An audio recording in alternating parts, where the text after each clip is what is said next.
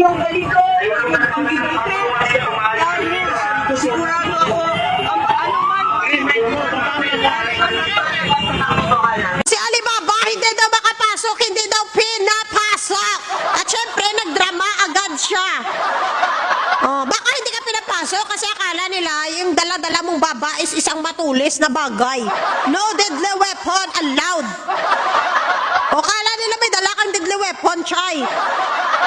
Pero sino bang maniniwala sa inyo sa sinasabi mong hindi ka papasukin? Yung di puta, kamo ang nag-organize, kayo ang nagplano, kayo ang namili ng binyo, kayo ang namili kung sinong papuntahin nyo na resource person, tapos kayo pang hindi makapasok ng linti. Masyado yung dinadrama, yun yung pata, ginigipit kami, takyo. Bakit kayo gigipitin sa sarili yung binyo?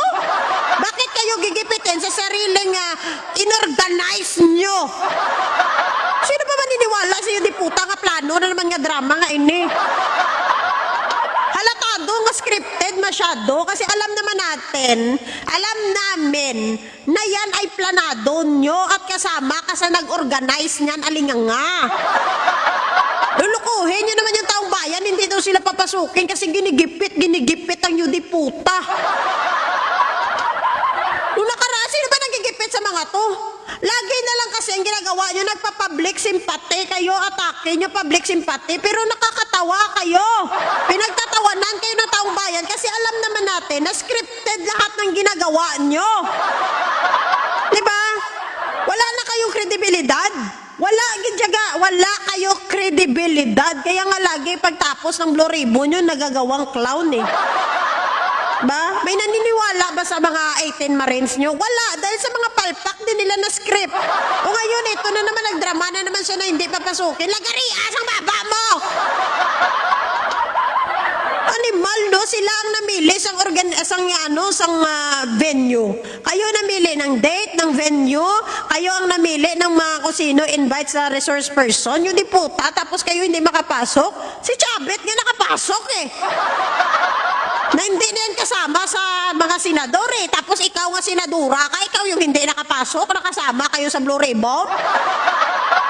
Ay, ano ne?